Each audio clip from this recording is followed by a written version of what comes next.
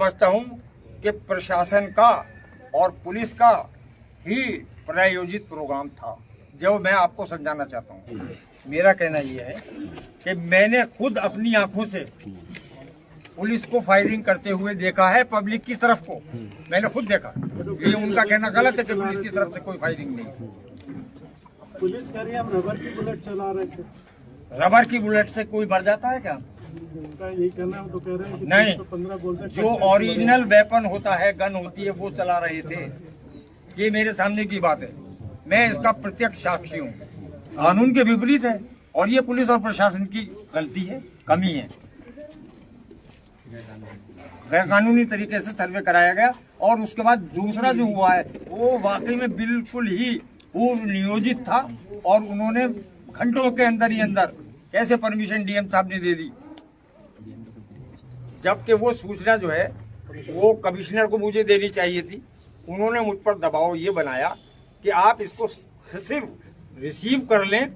इसमें सुबह को सर्वे 7 बजे का मांगा गया है, लेकिन ऐसा नहीं है, ऐसा नहीं होगा। हम आपको 11 बजे तक इसकी सूचना दे देंगे कि सर्वे होगा कि नहीं होगा। लेकिन उन्होंने कोई सूचना हमें नहीं दी, हमने रिसीव कर लिया और हमने उस पर नो ऑब्जेक्शन नहीं दिया। उसके बाद 11 बजे जब हमारे पास मीडिया से फोन आया कि सुबह को 7 बजे मीटिंग होनी है, सर्वे होना है, तब हमें पता लगा। तब हमने इन लोगों से बातचीत की तो एसपी संबल ने ये कहा कि नहीं, इस तरह की कोई गड़बड़ी नहीं होगी, सर्वे तो होगा ही, सर्वे तो होगा ही, लेकिन उसमें किसी तरह की कोई गड़बड़ी नहीं होगी।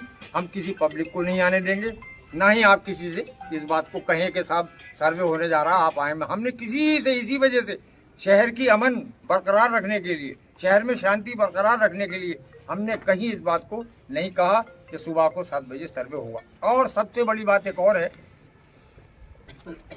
जब सुबह 6:30 बजे हम कोतवाली पहुंचे तो इस केस के जो कमिश्नर हैं, सर्वे कमिश्नर, उन्होंने एक कॉपी इस सर्वे की मुझे दी कि हमारा सर्वे है।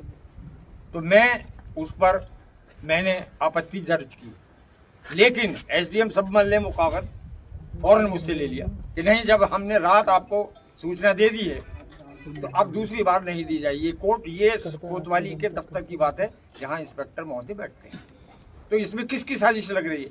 क्यों उन्होंने मेरे हाथ में से कागज लिया? मैं उस पर no objection objection strongly oppose लिख रहा था, वो उन्होंने खींच लिया और कहा नहीं, सर्वे तो होगा। जब हमने रात को आपको इतला दे दी थी सर्वे तो अब होगा। वो लोग भी आ चुके थे उस टाइम, डेली जैन साहब आ चुके थे, जो इसमें वकील साहब हैं, कोर्ट कमिश्नर भी आ चुके थे और सब लोग आ चुके थे।